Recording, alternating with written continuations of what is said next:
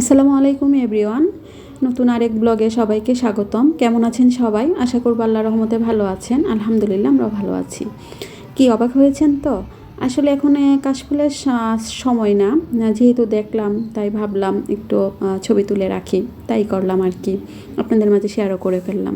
খুব ইচ্ছে ছিল সরিষা বাগানে গিয়ে ছবি উঠাবো, ভিডিও করব, কিন্তু তার পারা হলো না।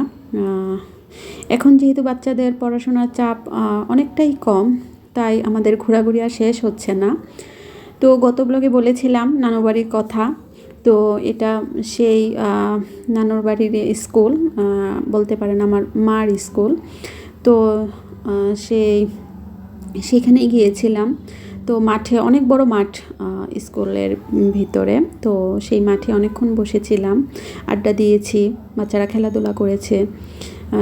মাঠটিতে কিন্তু এমনিতেও আপনার ফুটবল খেলা বলেন, বিভিন্ন রকম অনুষ্ঠান এই মাঠটিতেই হয়ে থাকে।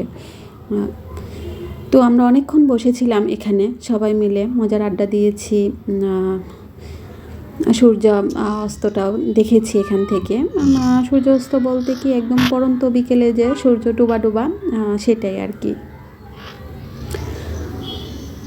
তো এই তো আপনাদের মাঝে যতটুকু পেরেছি আমি শেয়ার করেছি। জানি না কার কেমন লেগেছে। তো এর ভিতরে যদি কারো ভালো লেগে থাকে প্লিজ আমার চ্যানেলটি সাবস্ক্রাইব করবেন। আবারও আরেক ব্লগ নিয়ে অতি শীঘ্র আপনাদের মাঝে হাজির হব। সেই পর্যন্ত সবাই ভালো থাকবেন, সুস্থ থাকবেন। সকলে সুস্থতা কামনা করে আজ বিদায় নিচ্ছি।